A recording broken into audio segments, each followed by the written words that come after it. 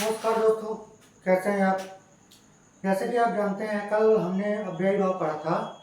आज हमारा समास में ही दूसरा चैप्टर है और उसे हम बोलेंगे नंज तत्पुरुष समास। यहाँ से हम अपने दूसरा चैप्टर की स्टार्ट करते हैं। आप लोगों को आज मैं नंज तत्पुरुष समास पढ़ाऊँगा। जैसे कि सबसे पहले तो मैं अपने बारे में बता दूँ तो आप लोग शायद मेरा नाम जानते ही हैं। मेरा नाम अरुणेंद्र माझी है। मैं आप लोगों को हिंदी ही पढ़ाता हूँ। कल भी हमने हिंदी में अव्ययी भाव समास की बात की थी और उसे कल पूरा किया था। आज हम इसी तरीके से नंज तत्पुरुष समास के बारे में बात करेंगे। चलिए आइए देखते हैं।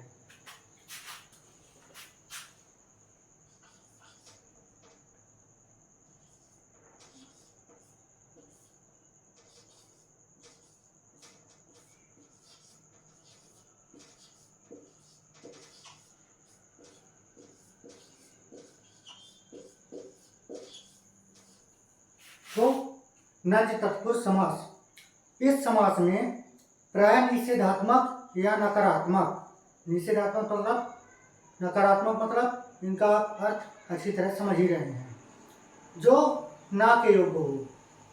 तो इस समास में नंज तत्पुरुष समास में प्राय निषेधात्मक या नकारात्मक अर्थ का बोध कराने वाले शब्द आते हैं। क्या आते हैं?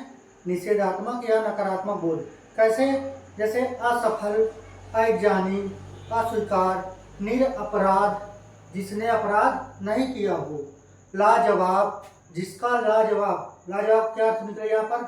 जिसका जवाब ना हो, जिसका जवाब नहीं है। ठीक इस तरीके से हो गया बेवफा, जानते होंगे आप लोग, जिसने वफा नहीं की। तो नंज तत्पुरुष समास में हम ऐसे ही वाक्य पढ़ेंगे जिसमें नहीं, जिसमें जिस वाक्य में नहीं शब्द का उपयोग किया जाएगा वह नंज तत्पुरुष समास होगा। क्या होगा? नंज तत्पुरुष समास। तो आइए हम इसकी पहले परिभाषा लिखते हैं और आप भी हमारे साथ लिखना स्टार्ट कीजिए।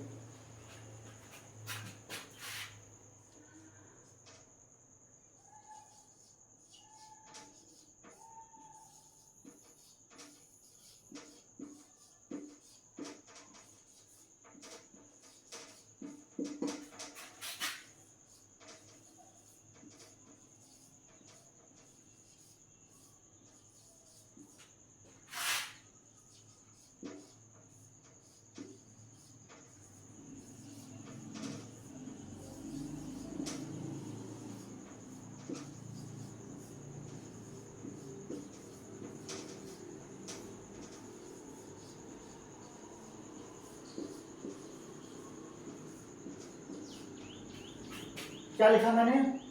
इस समास में प्रायः नकारात्मक या निषेधात्मक वाक्य आते हैं, उसे हम नंज तत्पुरुष समास के नाम से पहचानते हैं। ठीक, यदि उपसर्ग से आरंभ है तो इसकी हम पहचान करेंगे, जो कि सामान्यतः, जो कि सामान्यतः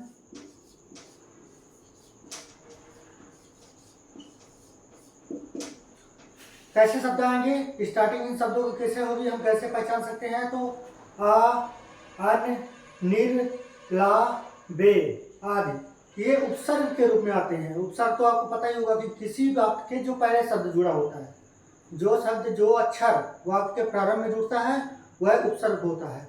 तो मैंने इसमें क्या बताया आपको कि नंज तत्पुरुष वह समास है जिसमें प्राय नकारात्मक वाक्य या निषेधात्मक वाक्य आते हैं। ठीक, इस समास में सामान्यतः कौन कौन शब्द आते हैं उन शब्दों को आप नोट कर लीजिए। तो आ, अन,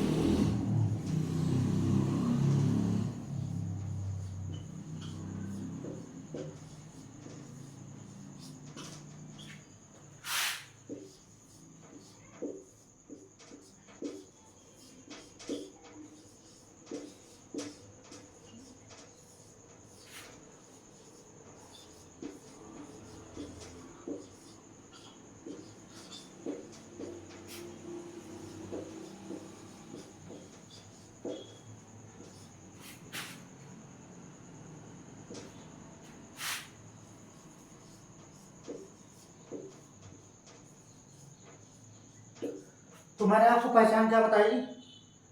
जो कि सामान्यता है आ, अन, निर, बे, ला आदि उपसर्ग के रूप में आते हैं वह नंज तत्पुरुष समास होते हैं। आप सबसे पहले 3 शब्दों को जान लीजिए, ये आपका मेन पॉइंट है। नकारात्मक कोई वाक्य होगा तो उसमें नकारात्मक होगा या तो निषेधात्मक, इन्हीं 2 वाक्यों की पहचान से हम नंज तत्पुरुष समास की पहचान कर सकते हैं। यदि आपको क्वेश्चन पेपर में कोई ऐसा आता है जिसमें नहीं वाक्य जुड़ा हो, शब्द उदाहरण मैं आपको भी देता हूं, आप लिखिए, मैं इसको मिटा रहा हूं।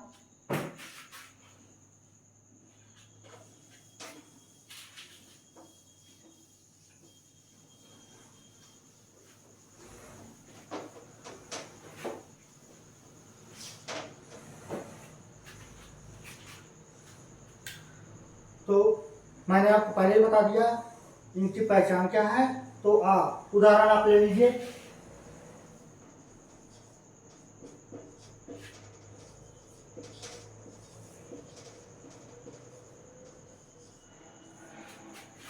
असफल मैंने लिखा है असफल, मैंने बोला निषेधात्मक या नकारात्मक। तो यहाँ पर आप इसको देखिए, इसको आप नकारात्मक किस तरीके से लिख सकते हैं। ये कैसे वाक्य होगा नकारात्मक? सफल होगा तो ठीक है, सकारात्मक वाक्य कहा गया। अगर असफल है तो नकारात्मक आपको स्वयं ही प्रकट हो रहा है, स्पष्ट रूप से दिखाई भी दे रहा है। जो सफल नहीं, असफल मतलब जो सफल नहीं,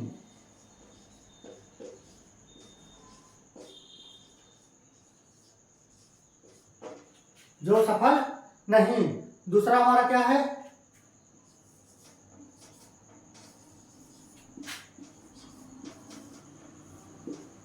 अज्ञानी। क्या है? अज्ञानी, जो अज्ञानी नहीं है।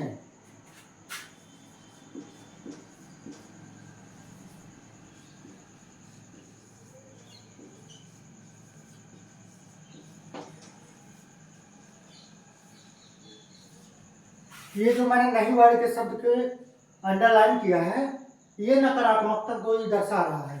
इसी तरीके से आपके और भी कई सारे उदाहरण बढ़ रहे हैं। मैं लिख देता हूं उदाहरण, आप इनको नोट कर लीजिए।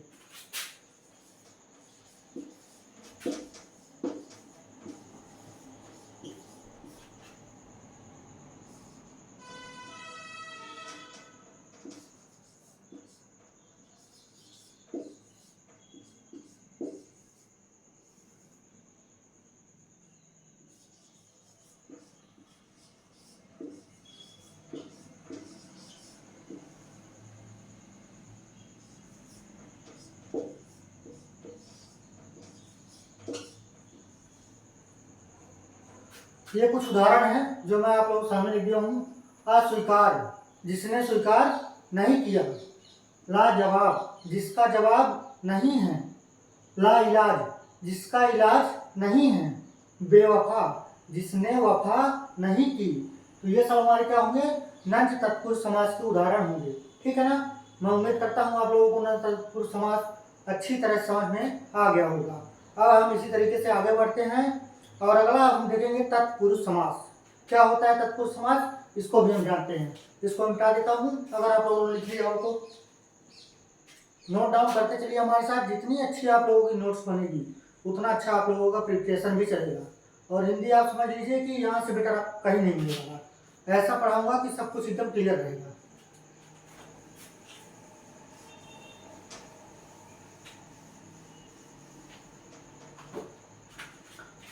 तो अब हम आगे किसकी बात करेंगे? तत्पुरुष समास की। तत्पुरुष समास, जिस समास का दूसरा पद प्रधान होता है उसे तत्पुरुष समास कहते हैं। दूसरा पद प्रधान कैसे होगा, इससे भी हम बताते हैं।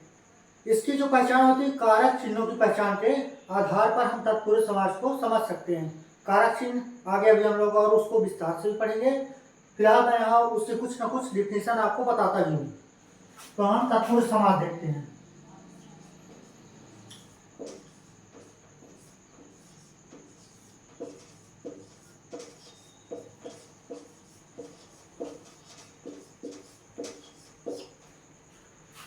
इसे मैंने कल भी लिखवाया था। तत्पुरुष समास के अंतर्गत कौन कौन से आते हैं, तो इसमें मैंने व्यधिकरण समास में आपको लिखवाया था। आपको अगर याद होगा तो व्यधिकरण समास के अंतर्गत तत्पुरुष समास में कर्म तत्पुरुष, करण तत्पुरुष, संप्रदान, अपादान, संबंध, अधिकरण, ये मैंने आपको ये तत्पुरुष, ये तत्पुरुष के वेद है। निरंत तत्पुरुष, तत्पुरुष समास के कितने वेद हैं? तो 6। कितने वेद हैं? 6। आप पहला देख लीजिए, तो पहला कौन सा है? कर्म तत्पुरुष।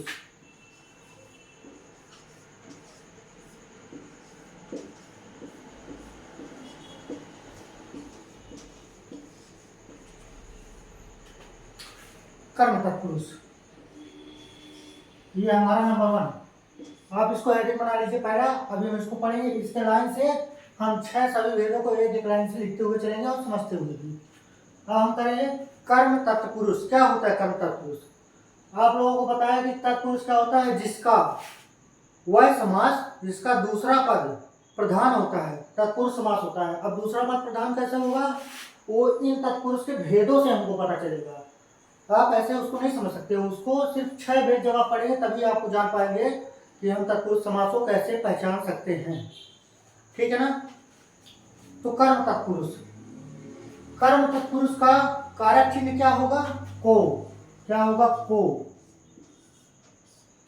किसी शब्द या वाक्य में आपको जब भी को मिले और आपसे समास पूछा कि यह कौन सा समास होगा, तो ये कौन सा होगा? कर्म तत्पुरुष समास।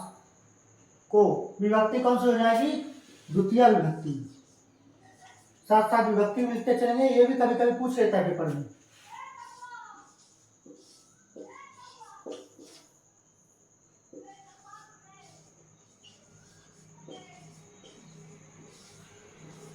ठीक, ये कौन सी हो गई? द्वितीय विभक्ति। अब एक मिनट दोस्तों,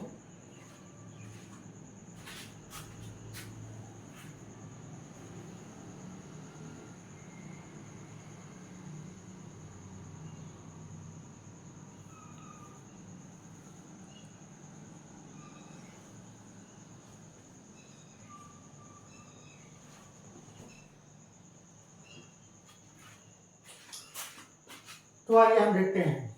हमने कर्म तत्पुरुष के चिन्ह को पहचाना को, ये कौन सी हो गई? द्वितीय विभक्ति। हम इसी परिभाषा कैसे लिखेंगे?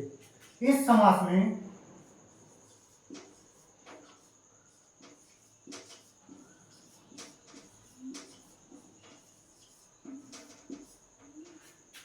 कैसे लिखेंगे हम?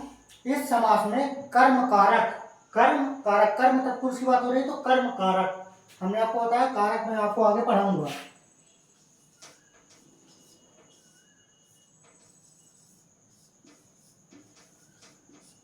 कर्म कारक को का लोप होता है। लोप मतलब क्या होता है? हटना। लोप मतलब हटना।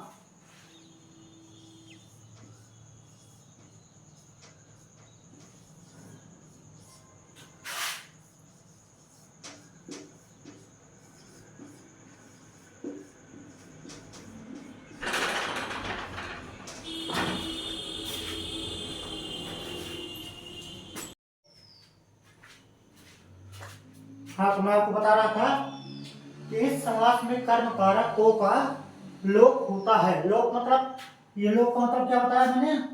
ब्रैकेट में इसको लिख लीजिए। लोप मतलब होता है हटना।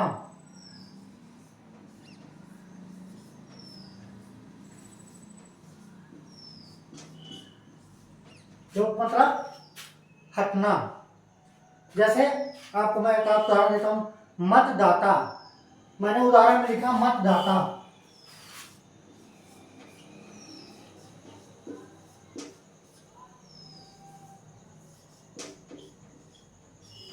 ये उदाहरण है, मैंने लिखा मतदाता।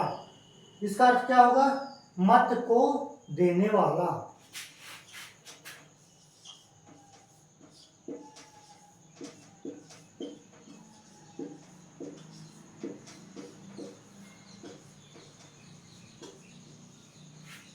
क्या अर्थ होगा? मत को देने वाला। किसका लोप हो रहा है? को। मत के साथ को का लोप हो रहा है।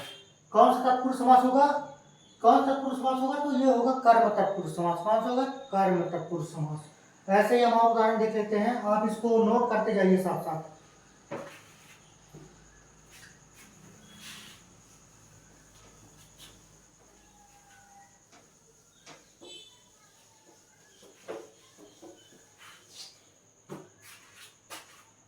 मैं आपको काफ़ी सारे उदाहरण दिखाऊंगा, आप परेशान मत होइए। हर एक मतलब कि हर एक हम समाज से कम 3 से 4 5 उदाहरण आपको लेके चलेंगे और बेहतरीन तरीके से समझाते चलेंगे। मैंने मतदाता को बताया, मत को देने वाला। उसके बाद आता है सर्वप्रिय। स्वर्गप्रिय,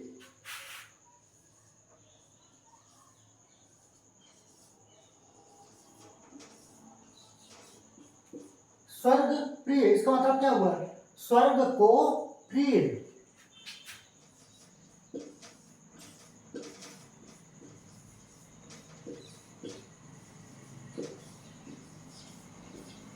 स्वर्ग को प्रिय। फिर स्वर्गीय, स्वर्ग को गया हुआ।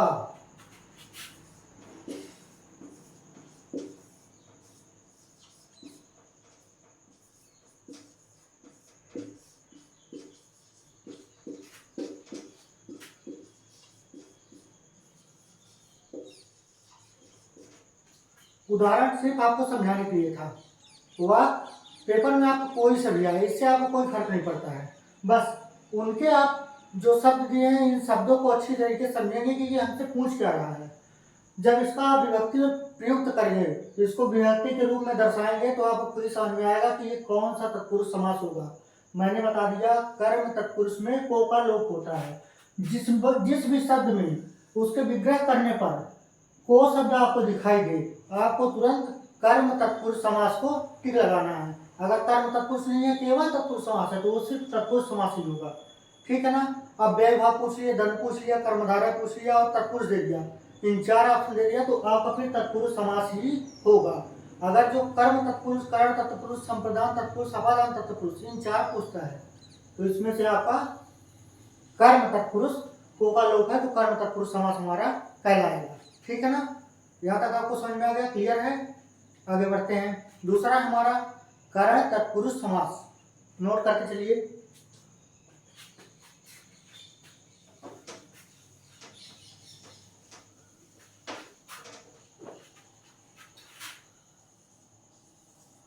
दूसरा करण तत्पुरुष समास।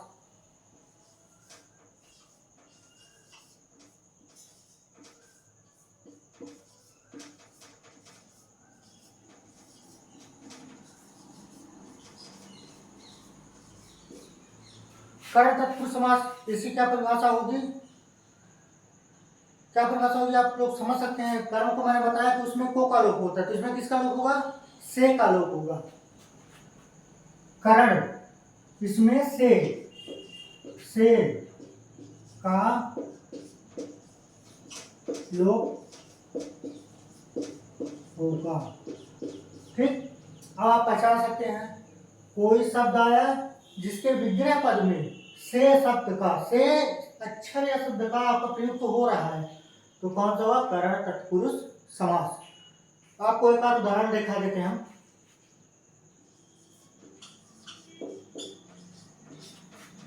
उदाहरण मैंने ले लिया तुलसी कृत।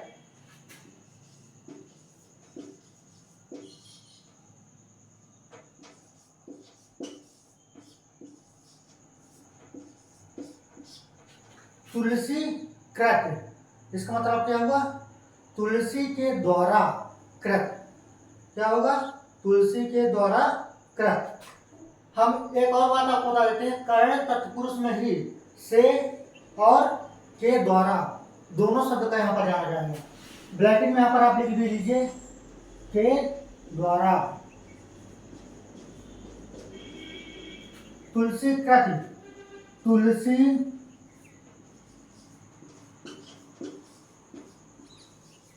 के द्वारा कृत। तुलसी के द्वारा कृत, तुलसी कृत, तुलसी के द्वारा। ये के द्वारा का जो लोप हुआ है यहाँ पर, ये हमारा करण तत्पुरुष को बता रहा है। इसको बता रहा है करण तत्पुरुष को।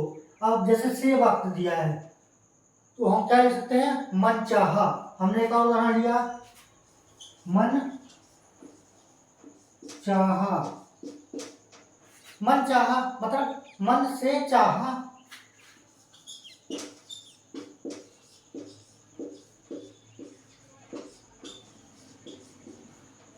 मन चाहा मतलब मन से चाहा। ठीक, यहां तक आपको अच्छी तरह समझ में आ गया ना। इसी में आप मन माना भी ले लीजिए, मन से माना, कोई फर्क नहीं पड़ता है। ठीक, बिहारी कृत, तुलसी कृत हो गया बिहारी कृत, बिहारी के द्वारा कृत। ऐसे आपको कई सारे उदाहरण मिलते जाएंगे। आपको कोई भी शब्द आए बस ध्यान रखना चाहिए कि विभक्ति, ये जो से है के द्वारा, ये कौन सी विभक्ति होगी अगर पूछता है कि ये हमारी वो द्वितीय विभक्ति थी, ये कौन सी होगी, तृतीया विभक्ति। कौन सी होगी, विभक्ति को भी आप यहाँ लिख दीजिए, तृतीया विभक्ति।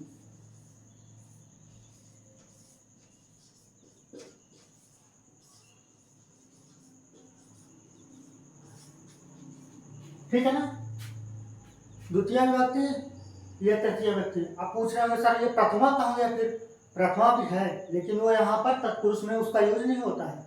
वो जब कारक पढ़ते हैं तब, तो वहां पर जो प्रथम विभक्ति होती है वो कर्ता होता है, तो वहां पर जो उसका कारक चिन्ह होता है, कारक चिन्ह जैसे ये से हुआ है तो वहां पर कारक चिन्ह होगा ने। क्या होता है, ने, ये वाला ने, ने। ठीक है ना, ये कर्ता के लिए प्रयुक्त किया जाएगा। आप लोग नोट हो गया ना आप, ठीक है।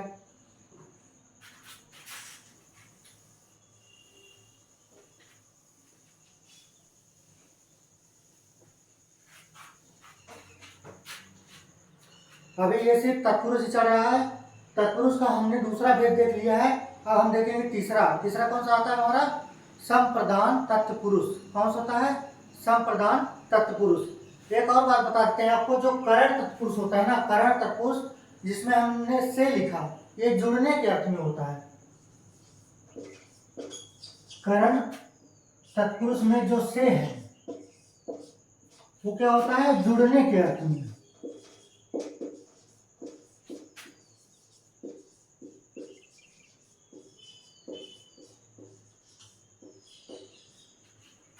किसमें होता है, जुड़ने के अर्थ में। कैसे जुड़ने के अर्थ में होगा, एक आध उदाहरण, एक आध क्यों दो ले लेते हैं।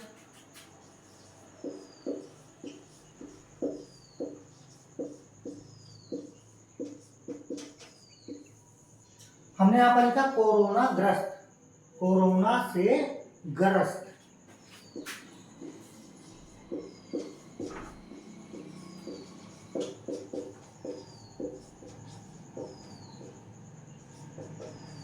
क्या लिखा हमने, कोरोना से ग्रस्त। ठीक, और एक आप उदाहरण ले लें तो धन युक्त।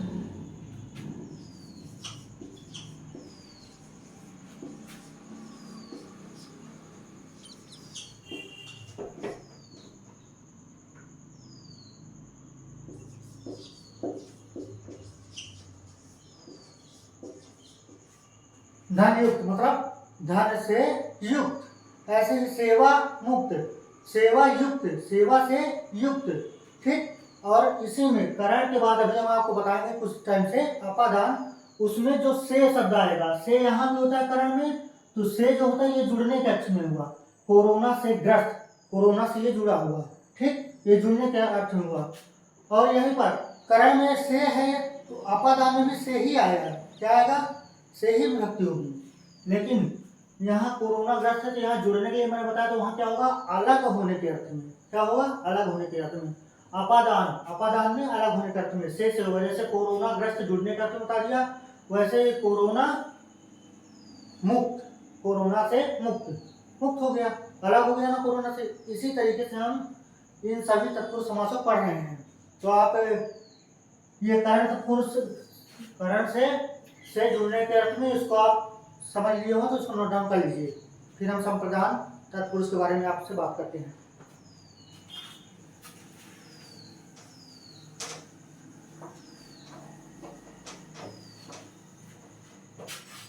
अब क्या आता है हमारा, संप्रदान तत्पुरुष समास। इस समास में संप्रदान कारक, संप्रदान कारक के लिए का लोप होता है। किसके लिए, के लिए। मैंने क्या वर्ड बोला, के लिए। ये की पॉइंट्स है, यही पॉइंट्स मेन होते हैं, ये वेरी इंपॉर्टेंट है।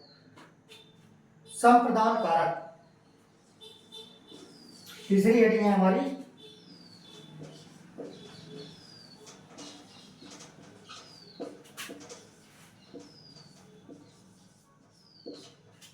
संप्रदान कारक।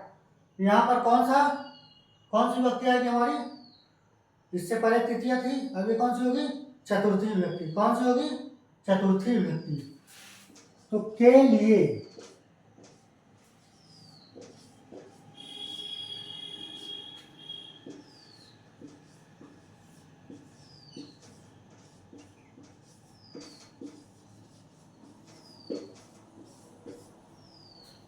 ठीक है। संप्रदान कारक समास में के लिए का लोप होता है। ठीक, ये कौन सी विभक्ति होगी? तो यह होगी हमारी चौथी विभक्ति। अब हम इसको उदाहरण देख लेते हैं। किसी वक्त में अगर बीच में हम विग्रह किए, कोई शब्द हुआ विग्रह किए, उसको हम के लिया। विग्रह का मतलब आप समझ रहे हैं ना, अलग अलग उन दो शब्दों को, एक शब्द को 2 से 3 वाक्यों में तोड़ना या स्वयं से टूट जाना। जब ये टूटते हैं तो ये शब्द जो के लिए लिखा है, अगर ये आपको मिलता है तो कौन समास आप बोलेंगे? संप्रदान कारक तत्पुरुष समास। या कारक ये तो चिन्ह की पहचान बता दिया, कारक को आप हटाएंगे तो संप्रदान तत्पुरुष समास। क्या लिखेंगे आप यहाँ? संप्रदान तत्पुरुष समास। तो सबसे पहले इसका आपने उदाहरण लिया, तो मैंने मान लिया चलो रसोई घर ले लेते हैं। रसोई घर,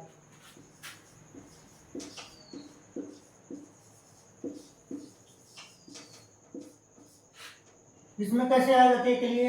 विग्रह करके हम देखते हैं। रसोई घर, रसोई के लिए घर।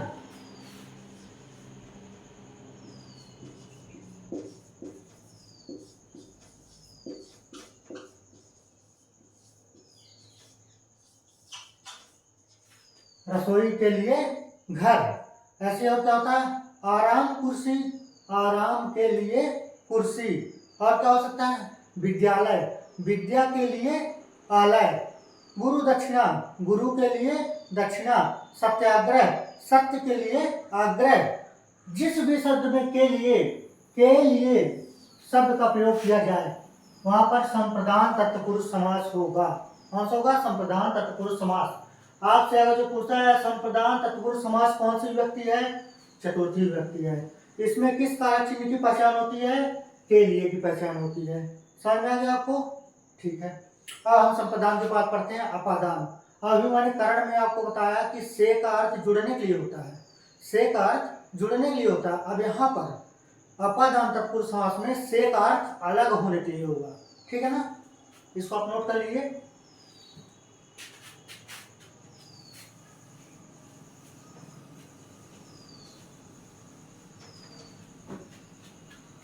नंबर चौथा है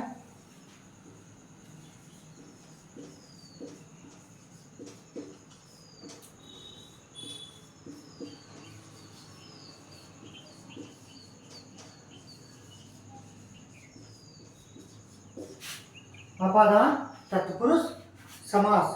ठीक, इस समास में अपादान कारक, मैंने क्या बोला? इस समास में, किस समास में? अपादान तत्पुरुष समास में। ठीक, संप्रदान अपादान तत्पुरुष समास में अपादान कारक से का लोप होता है, जो अलग होने के लिए होता है। किसका लोप होगा यहाँ पर?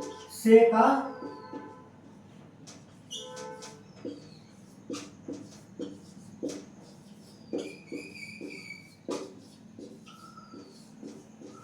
का लोप होता है। किसके अर्थ में होता है? अलग होने के अर्थ में। किसके अर्थ में होगा? अलग होने।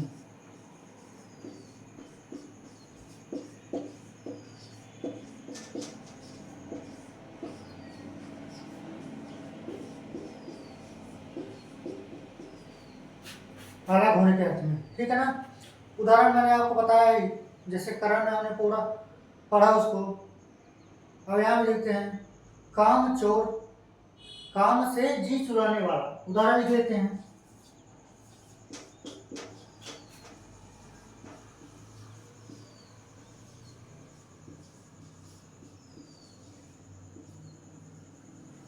उदाहरण मैंने क्या लिया? काम चोर, काम से जी चुराने वाला। वो अपने काम से जी चुरा रहा है, काम कर नहीं रहा है, अलग हो रहा है काम से।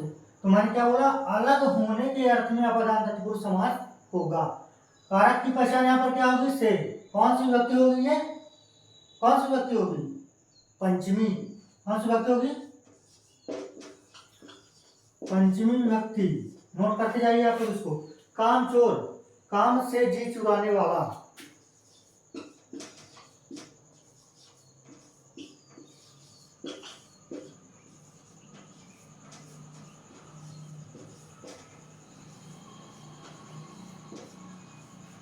ठीक, काम से जी चुराने वाला।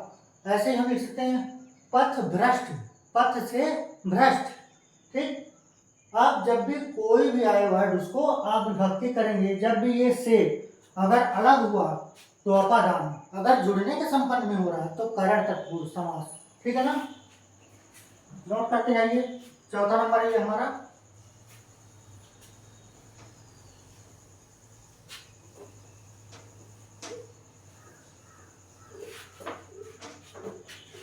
अब हम देखते हैं पांचवा नंबर।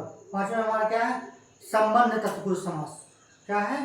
संबंध तत्पुरुष समास।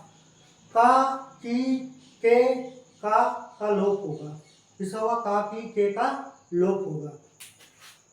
संबंध, संबंध राष्ट्र पिता।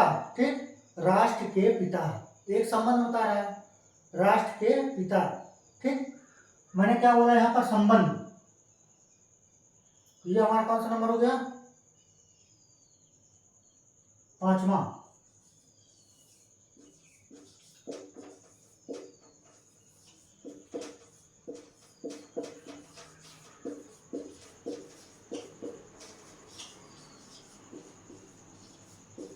संबंध तत्पुरुष समास।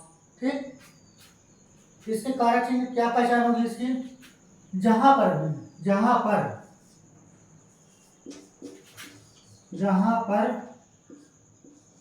का, की, के,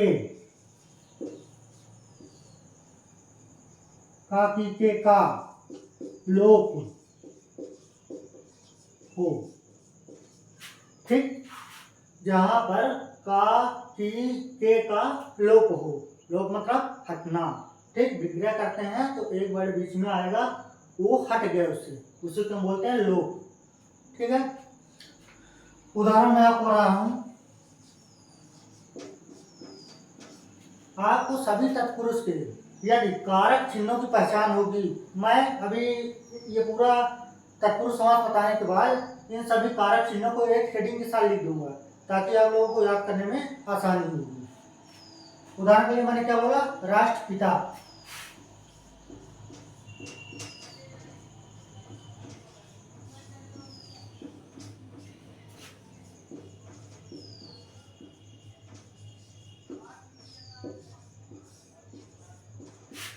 राष्ट्रपिता, राष्ट्र के पिता। घुड़ दौड़, क्या है? घुड़ दौड़, घोड़ों की दौड़।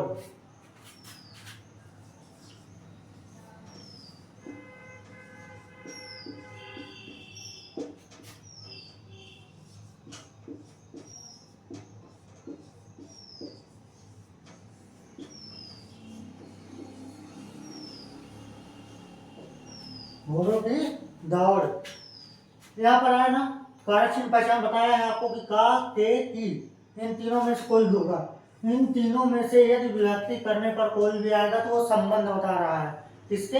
वाक्य के बीच में संबंध का लोप करा रहा है, तो ये संबंध तत्पुरुष समास होगा। राष्ट्रपिता, राष्ट्र के पिता। घुड़ दौड़, घोड़ों की दौड़। ये आप कारक चिन्ह अगर याद हुआ तो पूरा तत्पुरुष समास आपसे बनेगा। इसी तत्पुरुष समास के ही सबसे ज्यादा क्वेश्चन आपसे बनते ही नहीं है लोग, इसी में डिस्टर्ब हो जाते हैं। घुड़दौड़ी, राष्ट्रपिता लिख दिया, कर्मधारय समास है, बहुब्रीहि समास है, तत्पुरुष समास है, कैसे समझेंगे? जब तक आपको पूरा तत्पुरुष संबंध करण ये सभी जितने मैं बता रहा हूँ आप एकदम इसको बेहतरीन तरीके से बस डिटेल में पढ़ते जाइए और समझते जाइए, साथ साथ लिखते भी जाइए। घुड़दौड़ लिख लिए हैं, इसको मिटाऊं या एक आधा और उदाहरण निकाल देता हूं। राज पुरोहित,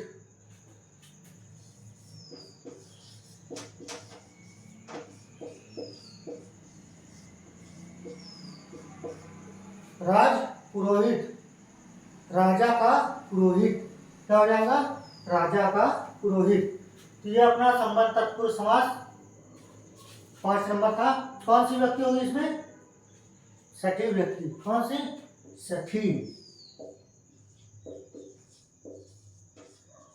साथ साथ व्यक्ति भी याद रखिए, उनके कारक चिन्हों को जरूर याद करिए, क्योंकि आपसे डायरेक्टली कुछ क्वेश्चन पूछ सकता है।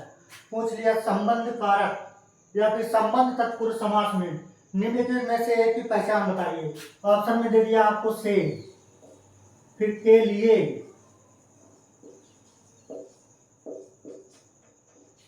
के द्वारा, या फिर के। तो आप क्या बताएंगे? सर यहाँ पर के होगा। क्या होगा? के। से, के लिए, के द्वारा, के। से किस में यूज आएगा? तो कारण। किसके अर्थ में? जुड़ने के अर्थ में। इसी तरीके से आप इन सभी को याद करके रख सकते हैं। ठीक है। अब हमारा अगला टॉपिक कौन सा आता है? नंबर 6, अधिकरण तत्पुरुष समास। नोट कर लिया आप लोग।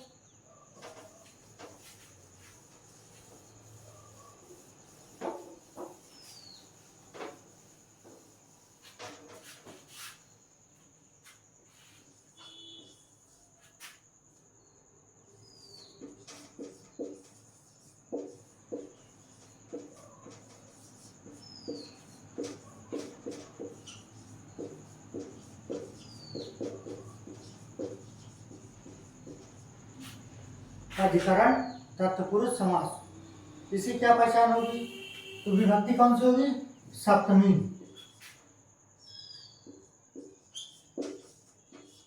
कौन सी विभक्ति होगी? सप्तमी विभक्ति। पहचान इसकी क्या होगी? में पर का लोप होगा। इसमें किसकी पहचान होगी? या तो आपको लिखा रहेगा में, ठीक, या फिर आपको लिखा रहेगा पर। इनका लोप होगा यहाँ पर। ठीक। कोई शब्द देगा, उसको आप जब विग्रह करेंगे, समास को सामासिक विग्रह जब करेंगे, तो ये अगर शब्द आपको मिलते हैं उनके शब्दों के बीच में, कौन सा कारक होगा? तो अधिकरण कारक होगा। समास में कौन सा होगा? तो अधिकरण तत्पुरुष समास होगा। कारक और समास में, ये दोनों में कारक भी इसी में आएगा और तत्पुरुष समास में भी इसी से ही पहचान होगी आपकी। इसके अलावा और आप किसी तरीके से पहचान नहीं सकते हैं तत्पुरुष समास को। ठीक है ना। वन को वास, सीधे सीधे मान लीजिए वनवास, वन में वास होगा, वन को वास नहीं होगा, वन में वास।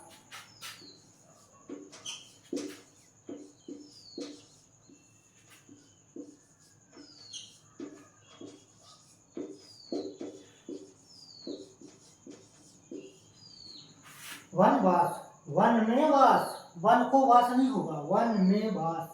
ठीक है ना। और क्या होता है? घुड़सवार, घोड़े पर सवार।